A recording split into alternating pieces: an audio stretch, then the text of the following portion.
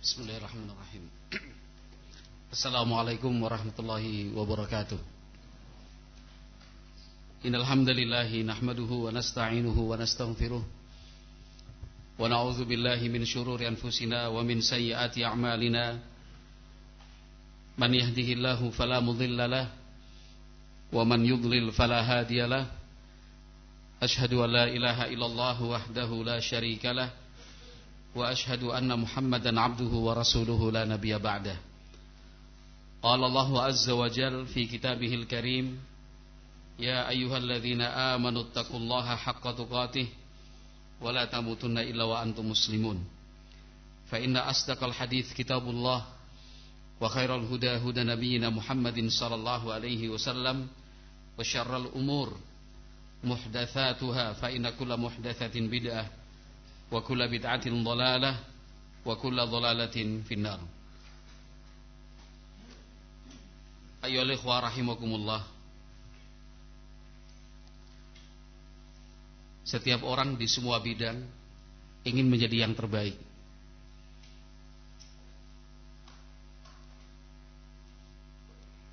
Mereka yang masih bisa berpikir dengan sehat,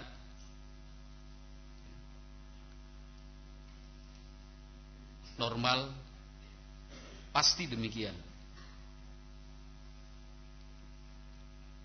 Menjadi yang terbaik adalah cita-cita setiap orang dalam hal apapun itu. Dia tidak rela ada di paling bawah atau tertinggal di paling belakang.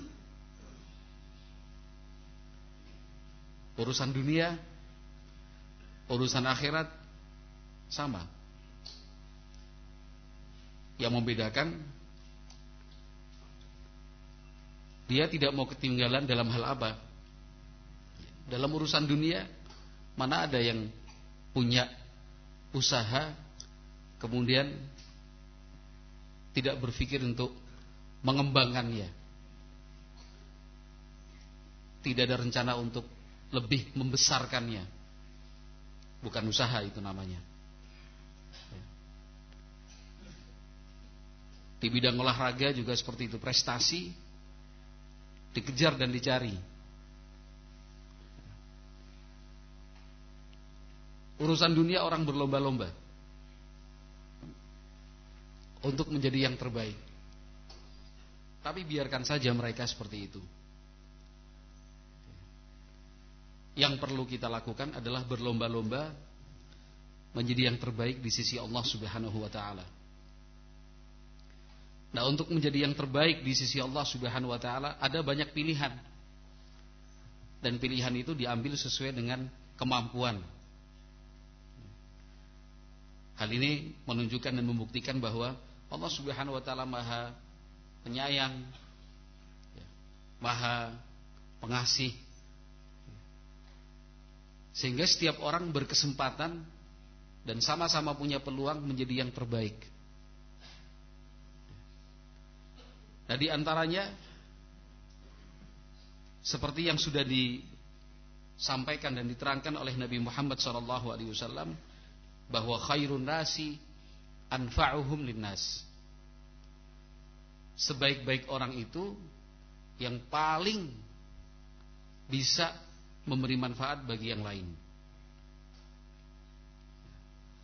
Melalui hadis ini Rasulullah SAW mengajak kita, umatnya, untuk selalu berpikir, bantuan apa yang bisa saya berikan untuk orang lain. Pagi, siang, sore, malam, pagi, siang, sore, malam, pagi, siang, sore, malam, seperti itu. Dia selalu berpikir apa yang bisa saya lakukan untuk membantu orang lain. Bukan malah dibalik. Kira-kira siapa yang bisa bantu saya? Datang ke sana cari bantuan, datang ke sini cari bantuan. Ketemu dengan si A, bisa bantu saya? Ketemu sama si B, bisa tolong saya?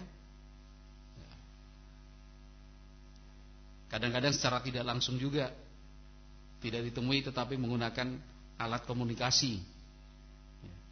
Jadi yang dia pikirkan adalah bagaimana bisa dibantu, diringankan, ditolong, dan ditolong. Tidak demikian. Nabi Muhammad SAW mengajak kita untuk berpikir apa yang saya bisa bantu, apa yang bisa saya tolong. Di dalam hadis Jabir yang diriwayatkan oleh Imam Muslim rahimahullahu taala, Rasulullah SAW bersabda, "Man istata'a minkum an yanfa'a akhahu falyaf'al." Hadis riwayat Muslim nomor 2190. Baik.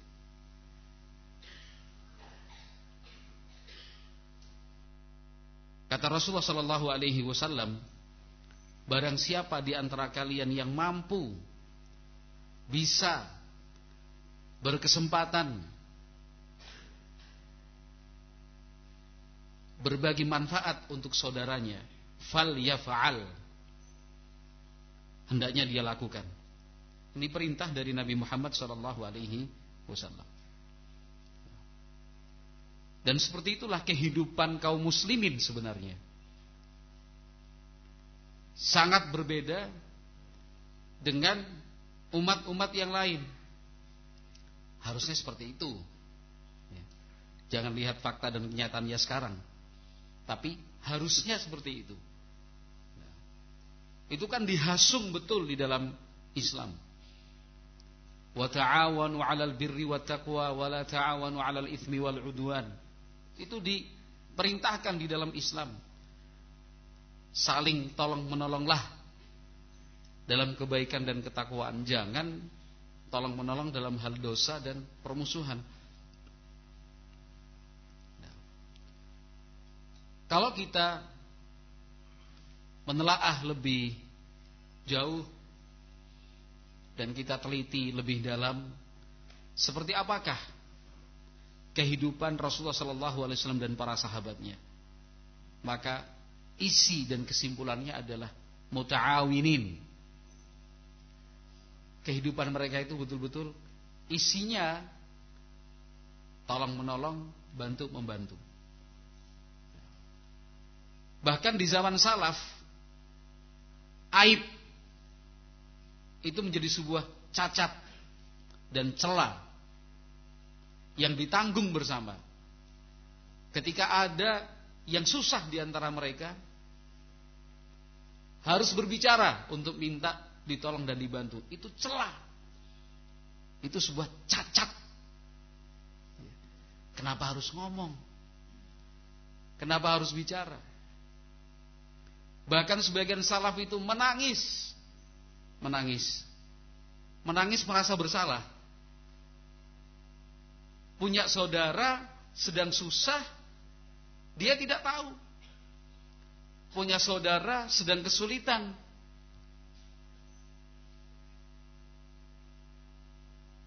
tapi dia tidak mengetahui kesulitan itu. Sampai kemudian saudara yang sedang susah dan kesulitan itu, ya sedang susah, orang sedang kesulitan, ngomong dia, bisa bantu saya sedang begini. Nangis itu salaf. Menyalahkan diri sendiri, kenapa kamu harus bicara? Harusnya saya yang menawarkan bantuan. Itu salafun salih. Jadi yang ngaku salafi, ya buktikan. Bukan hanya teriak-teriak kembali kepada Quran, kembali kepada sunnah dengan pemahaman salaf. Buktikan dong. Sensitivitas kita itu di mana, kepekaan kita. Jangan cuma asal teriak, jangan hanya ngaku-ngaku aja sebagai salafi. Buktikan betul-betul salafi. Di antaranya hal ini. Al-mu'min kal mu'min, al-mu'min lil mu'min kal bunyan, yashuddu ba'duhu ba'dan. Itu diamalkan dong. Orang beriman satu dengan yang lain itu ibarat satu bangunan, saling menguatkan satu dengan yang lain. Maka ketika ada satu proses mendirikan sebuah bangunan, ajak anak-anaklah untuk memperhatikan. Jangan cuma serahkan sama tukang, selesai, kita tinggal terima jadi aja. Itu momen berharga, tapi sering dilewatkan. Ajak anak-anak kita duduk memperhatikan. Entah itu bangunan beton, bangunan kayu, bangunan besi, bangunan apapun itu. Ajak anak-anak kita duduk, murid-murid kita yang sebagai ustadz, sebagai pengajar, ajak mereka. Itu kan pelajaran itu, bukan hanya teori yang dibaca, hadis yang dihafalkan di dalam kelas yang sempit itu. Ajak mereka keluar. Itu praktek secara langsung. Apa sih tujuannya Nabi Muhammad SAW memberikan perumpamaan dengan bangunan? Apa cuma untuk dibaca dan dihafalkan aja? Kan bukan. Nabi Muhammad itu sering memberikan perumpamaan-perumpamaan, analog-analog dengan sesuatu yang nyata dalam kehidupan supaya mudah difahami. Ajak. Ada proses bangunan, lihat anak sendiri, lihat nduk, ya kan? Lihat nak, tuh bangunan. Itu saling menguatkan satu sama lain, gak bisa dipisah. Hal yang paling kecil aja itu kalau diremehkan bisa runtuh bangunan itu. Nah, itu namanya pasak. Itu namanya pasak. Kamu tahu pasak? Di sini Abi kasih tahu. Abah tunjukkan kepadamu bangunan kayu misalkan. Antara tiang kita bilang blandar, ya kan? Dicocokkan begini, harus dikasih pasak. Rata-rata orang pakai bambu, masukin, pukul. Itu barang kecil. Ya. Mungkin kalau secara harga pasak dari bambu dengan tiang jati nggak ada harganya yang pasak dari bambu itu. Pasak dari bambu gratis, tinggal minta tetangga atau mungkin punya bambu sendiri, tebang, bersihin, cocokkan, masukin. Nggak ada harganya. Tapi apa arti tiang yang banyak itu kalau nggak ada pasak yang menguatkan satu dengan yang lain? Apa artinya? Ditunjukkan dan diperlihatkan secara langsung. Itu loh bangunan, ya kan? Ada tiang, ada pondasi, ya, ada dinding, ada usuk, ada reng, ada balek, ya, ada genteng, ada jendela, ada pintu, ada engsel. Gambarkan secara utuh. Inilah yang disebut dengan bangunan. Dan kita dalam hidup sesama muslim, sesama orang-orang beriman harus seperti bangunan ini. Harus seperti bangunan ini, saling menguatkan, saling melengkapi. Nah, ikhwati fillah rahimani wa rahimakumullah, ini yang harus terus kita gaung-gaungkan. Harus kita saling mengingatkan satu dengan yang lain bahwa kita itu seperti satu tubuh. Betul-betul satu tubuh. Kal jasad al-wahid, seperti satu tubuh. Jangan anggap saudaramu orang lain. Jangan posisikan anak saudaramu bukan seperti anakmu. Salah itu. Kita itu kan satu tubuh. Apalagi kalau kita udah sama-sama sepakat tinggal di satu tempat, kita sama-sama punya visi dan misi. Ayo kita ingin menghidupkan sunnah Nabi di tempat ini. Kenapa? Di kampung gak bisa kita mengamalkan sunnah. Makanya saya pilih di sini. Kenapa saya pilih di sini? Karena sesama ahlu sunnah. Artinya sama ahlu sunnah ya berarti sama-sama ingin menghidupkan sunnah. Nah, tegakkan sunnah itu. Kan berarti kita sudah seperti kita satu tubuh itu. Kenapa sudah satu tempat? Kenapa sudah satu visi dan misi? Kenapa sudah sama-sama ahlu sunnah? Tapi masih melihat dan memperlakukan saudaranya sama ahlu sunnah seperti orang lain. Gak peduli. Ada yang susah, gak tahu. Ada yang sakit, gak paham. Ada yang kesulitan, kita gak cari tahu. Nah ini yang harus ikhwati fillah barakallahu fikum, harus kita pupuk lah. Harus kita pupuk. Karena itu semua tadi adalah pengamalan dari ilmu yang telah kita pelajari selama ini. Sudah banyak kita dapat dari majelis-majelis taklim. Sudah banyak yang kita catat dari daurah dan muhadharah. Tapi yang paling terpenting dari itu adalah bagaimana kita mempraktekannya. Betul-betul seperti satu tubuh. Yang lain susah, kita ikut susah. Yang lain merasa kesulitan, kita juga ikut merasakannya. Nah, jangan sebaliknya, melihat yang lain susah malah senang, melihat saudaranya sedang kesulitan malah tepuk tangan. Jangan. Kenapa?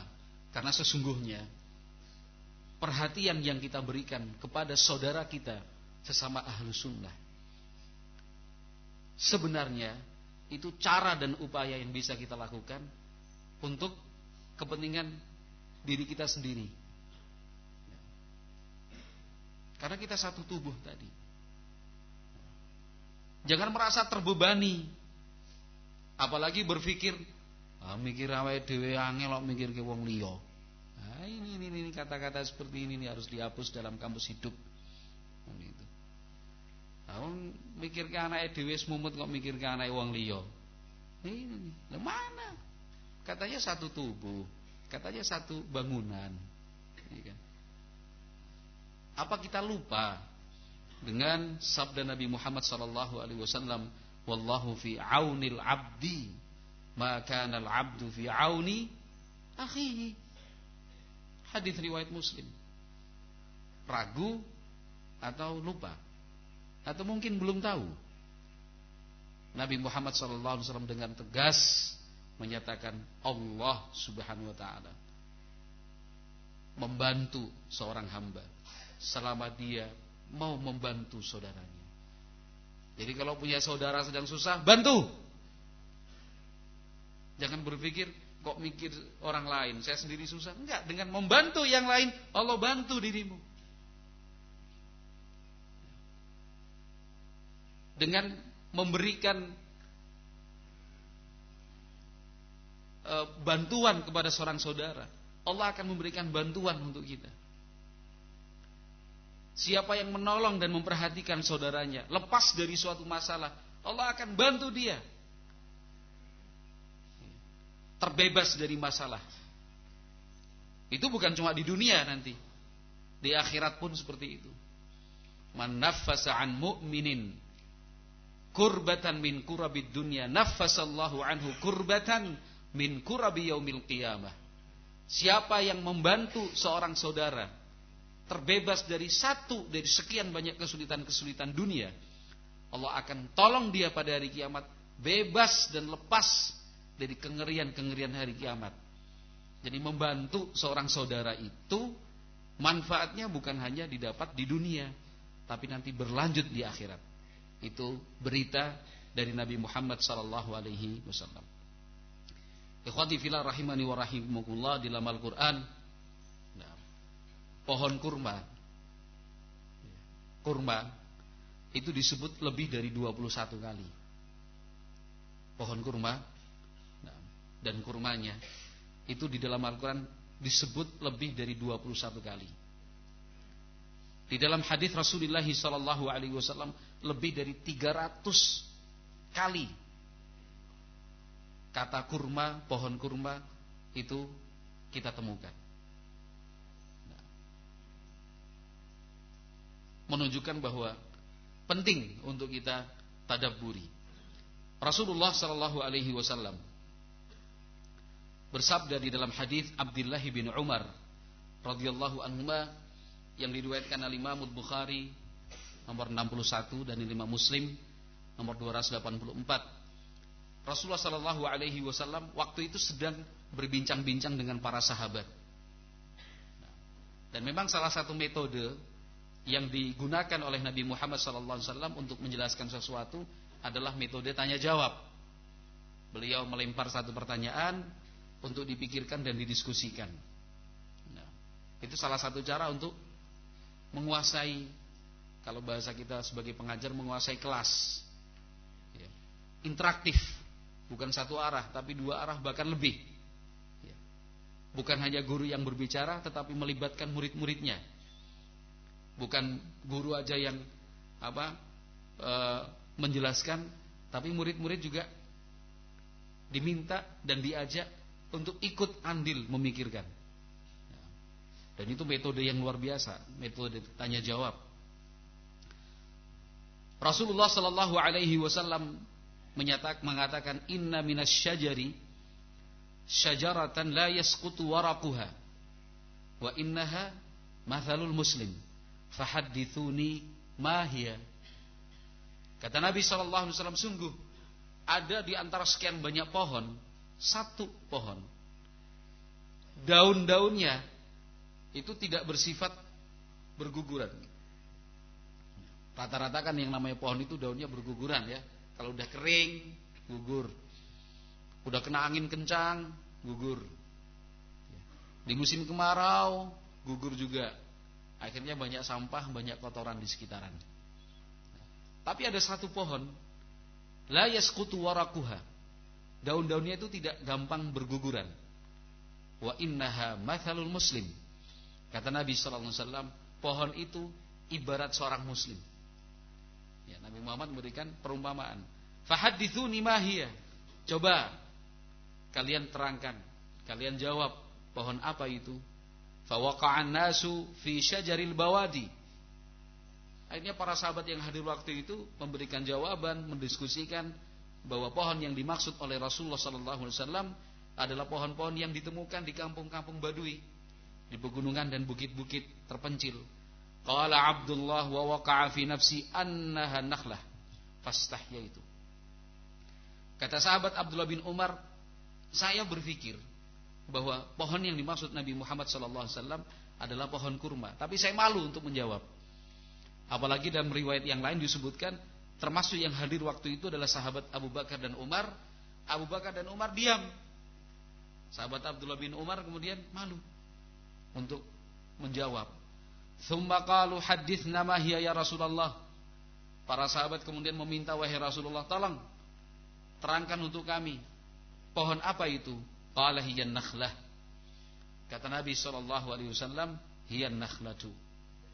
Pohon itu adalah pohon kurma. Di dalam kesempatan yang lain, sebuah hadis diriwayatkan oleh Imam Al-Bazzar, Al-Imam At-Tabrani, dan disahihkan oleh Syekh Al-Albani dalam kitab Sahihul Jami' nomor 5848 dari sahabat Abdullah bin Umar juga.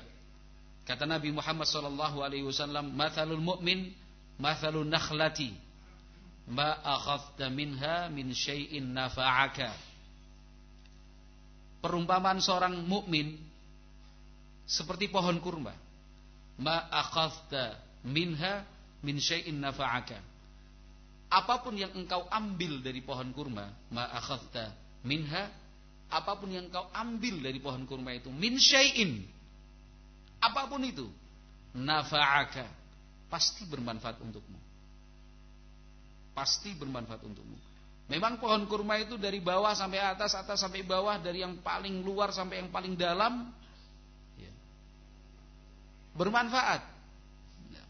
Penelitian-penelitian dilakukan, riset-riset dikerjakan, ya, yang sudah diketahui secara umum saja sudah banyak, apalagi hasil riset yang mempelajarinya lebih dalam. Pohon kurma bukan hanya buahnya yang bisa digunakan dan dimanfaatkan, tapi dari paling bawah, dari akar sampai paling ujung. Kalau kita baca keterangannya banyak sekali. Bisa dipakai untuk kerajinan, bisa dipakai untuk tongkat, bisa dipakai untuk lidi, bisa dipakai untuk atap, bisa dipakai untuk penyimpanan air, ya, bisa dimakan mulai dari daun mudanya, kemudian jantungnya, ya, buahnya itu sendiri, dan batangnya bisa dipakai untuk tiang, ya, kayunya, semua, nah, semua bermanfaat pohon kurma itu. Nah, orang yang beriman diumpamakan dengan pohon kurma. Kenapa? Sama-sama punya kathratul khair, punya banyak kebaikan dan banyak kemanfaatan. Artinya Nabi Muhammad SAW mengajak kita untuk contohlah pohon kurma itu. Semuanya bermanfaat. Jadi orang beriman itu harus serba bermanfaat. Apapun yang kita punya, semua yang kita miliki, itu bisa bermanfaat bagi yang lain. Ilmunya bermanfaat, tenaganya bermanfaat, Ya. Ide-idenya bermanfaat, kata-katanya bermanfaat, hartanya bermanfaat, ya. Keberadaannya saja sudah bermanfaat, semuanya bermanfaat. Seperti pohon kurma. Sekarang kita perlu apa? Perlu evaluasi diri. Seberapa besarkah manfaat diri kita selama ini? Apa yang sudah bisa kita berikan buat orang lain? Kita mulai lagi lebih kecil lingkupnya. Manfaat apa yang sudah saya berikan buat keluarga? Jangan hanya harta, jangan terbatas dengan pada uang, tapi manfaat apa yang bisa saya berikan buat keluarga? Keluarga kecil, keluarga besar, artinya yang area kekerabatannya lebih luas, orang tua, mertua, kakak, adik, paman, bibi, kakek, nenek. Manfaat apa yang sudah bisa kita berikan buat tetangga-tetangga kita, kanan, kiri, muka, belakang kita? Apa sih selama ini? Apa manfaat yang sudah kita berikan buat Islam, buat kaum muslimin? Manfaat apa yang sudah kita berikan buat dakwah? Itu pertanyaan-pertanyaan wajib. Evaluasi itu bukan cuma evaluasi pabrik, evaluasi toko, evaluasi warung, evaluasi kantor, evaluasi kandang. Evaluasi hidup itu juga penting.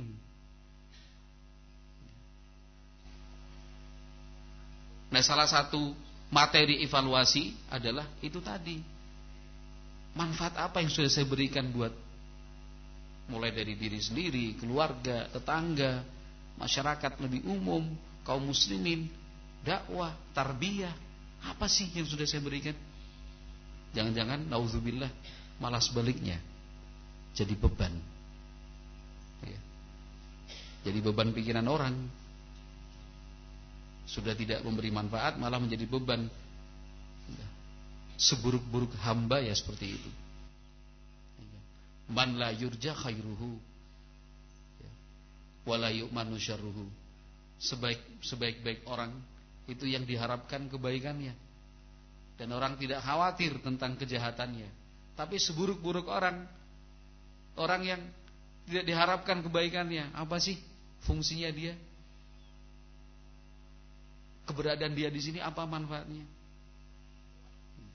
Jangan sampai seperti itu. Tapi ya sekali lagi, mari kita evaluasi hidup. Apa yang saya sudah berikan? Syekh Mukbil rahimallahu taala kadang-kadang beliau menangis kan ceritanya. Nah, kalau udah melihat rambut beruban, jenggotnya putih,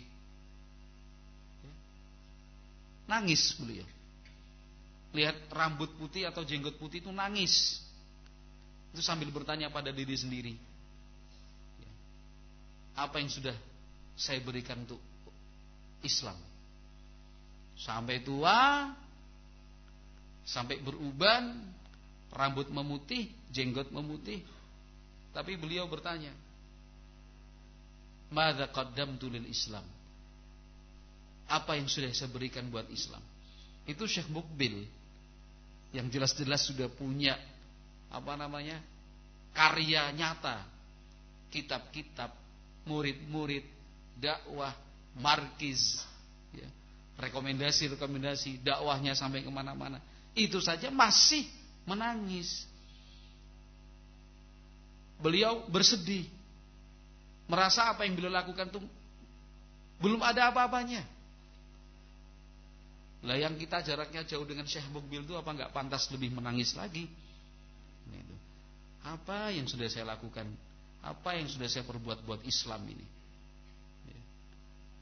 Ikhwati fillah rahimani wa rahimakumullah. Tentunya Nabi Muhammad SAW ketika memberikan perumpamaan dan percontohan pohon kurma yang banyak memberi manfaat, bahkan semuanya orang beriman harus seperti itu. Tentunya beliau sampaikan ini agar kita terpanggil kan, agar kita tidak lagi berpikir egois, memikirkan diri sendiri. Bukan seperti itu seorang mukmin.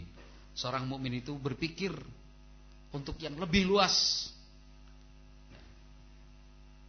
Dia memikirkan keluarganya, dia memikirkan tetangga-tetangganya, dia memikirkan komunitas dan masyarakat di mana dia tinggal, dia memikirkan kaum muslimin, dia memikirkan dakwah. Kalau di sini, dia memikirkan pondok lah.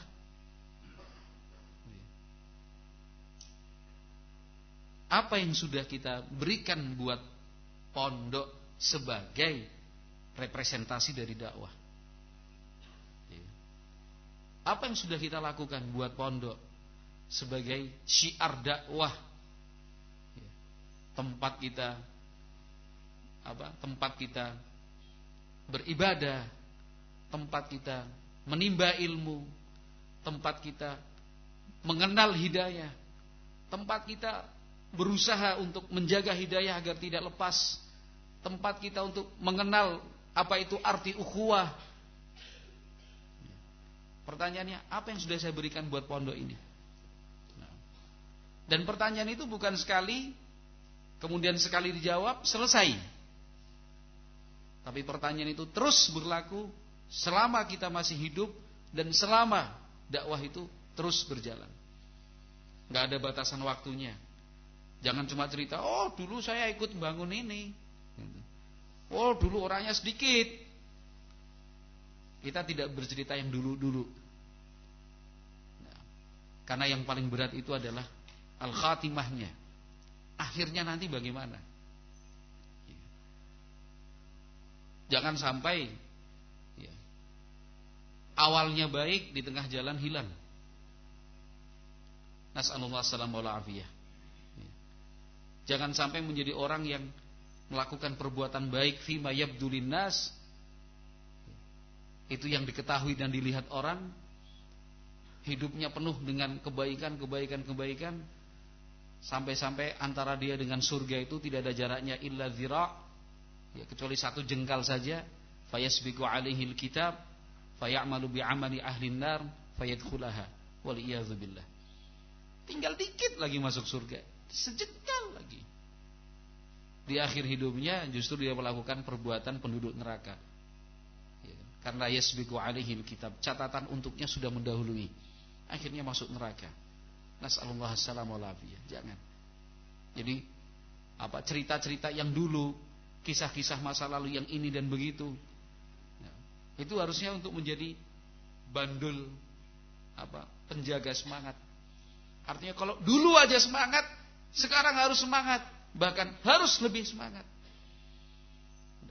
Kalau dulu masih sedikit, seperti itu luar biasa semangatnya, sekarang karena sudah banyak, berarti semangatnya harus berlipat-lipat. Kalau dulu yang kaya raya itu bisa dihitung dengan jari, sekarang lebih banyak yang berharta, mestinya semangat ta'awunnya dikali-kali. Bukan sudahlah, yang muda-muda aja, awet dhewe wis rampung gitu ini. Pensiun wae. Enggak ada cerita seperti itu. Karena berjuang itu sampai meninggal dunia, sampai meraih husnul khatimah. Di dalam Al-Qur'an, Allah Azza wa Jalla berfirman dalam surat Ibrahim ayat 24 dan 25. Alam tara kaifa daraballahu mathalan kalimatan thayyibatan kasyajaratin thayyibatin asluha tsabitun wa far'uha fis sama' tu'ti ukulaha kullahinin bi'izni rabbiha wa yadribullahu al-amthala linnasi la'allahum yatadzakkarun. Artinya kurang lebih, apakah engkau tidak memperhatikan bagaimana Allah Subhanahu wa taala telah membuat permisalan untuk kalimatan thayyibah, kalimat yang baik, kalimat tauhid, dan tauhid itu sendiri. Allah buat permisalan dengan apa? Kasyajaratin thayyibatin, dengan sebuah pohon yang baik.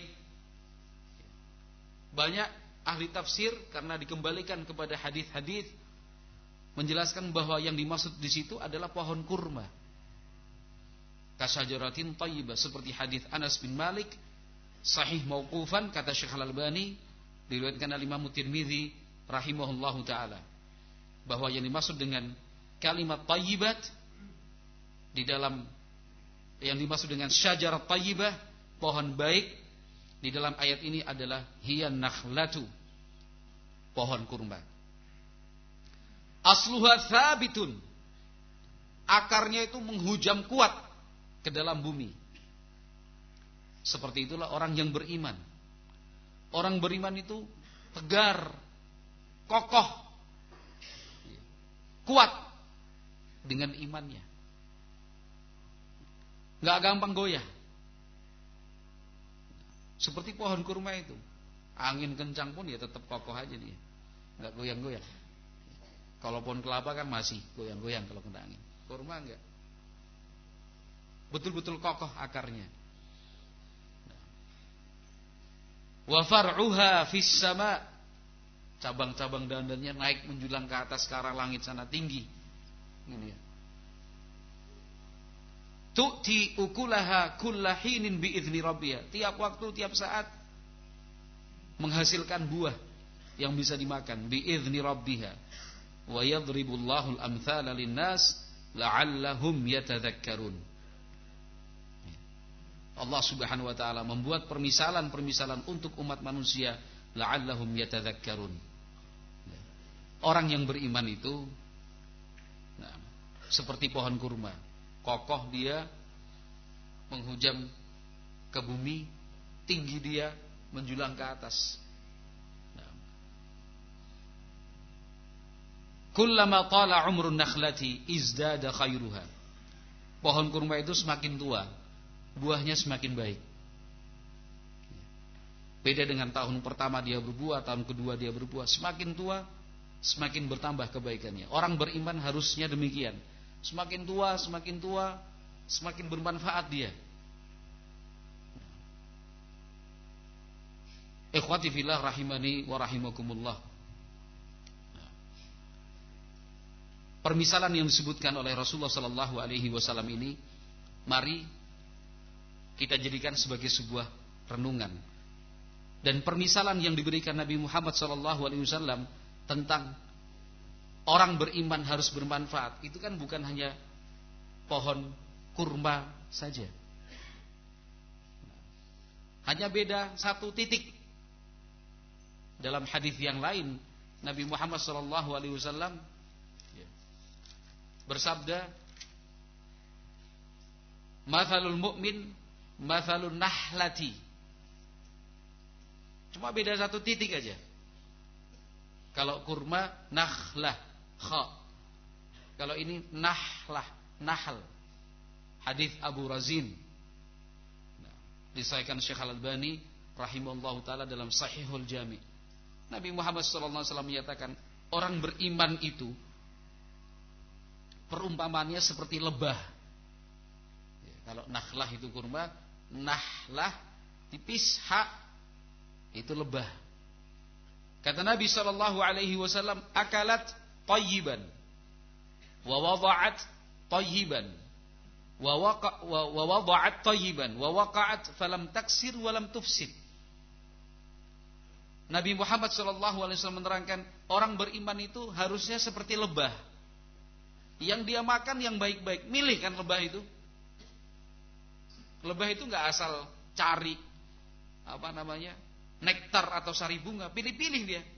Pilih yang terbaik.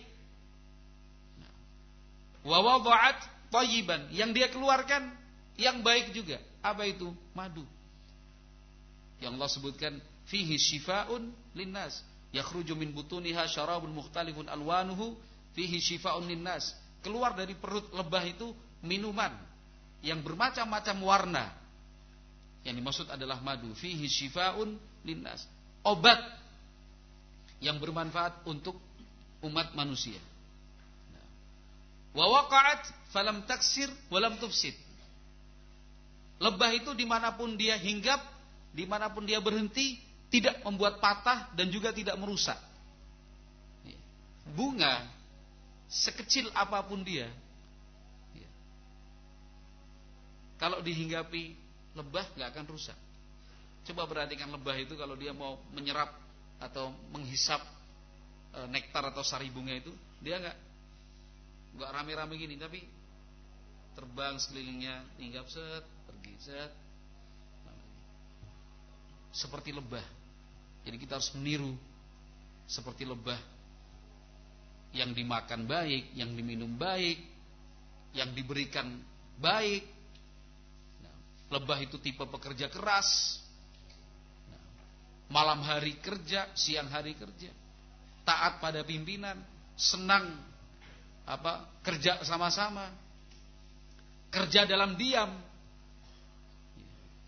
Lebah itu kan dia nggak banyak bicara, nggak banyak suara, tapi terus kerja. Perhatikan itu. Nah, maka ikhwati fillah rahimani wa rahimakumullah, masih banyak tentunya perumpamaan-perumpamaan lain yang disebutkan Nabi Muhammad SAW tentang orang yang beriman.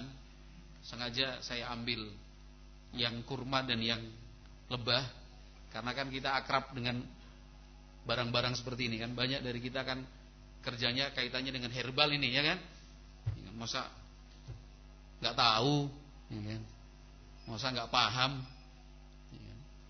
Kalau udah jualan kurma, jangan cuma jualan aja, tapi ambil pelajarannya, ya kan? Bukan cuma jualan madu sana madu sini, minum madu, tapi tangkap pesan dan pelajaran dari Nabi Muhammad SAW. Jadi intinya bagaimana kita berpikir semanfaat mungkin. Hidup itu harus bisa semanfaat mungkin. Jadi jangan merasa terganggu. Jangan merasa terganggu kalau ada orang datang minta tolong, ada orang minta bantuan, Mas aku ditulungi, Mas aku dibantu, Mas mbok saya begini dan begitu, minta diperhatikan. Jangan merasa terganggu, tapi alhamdulillah masih bisa bermanfaat. Yang sedih itu kok nggak pernah ada orang datang minta bantuan sama saya. Jangan-jangan saya nggak punya manfaat ini.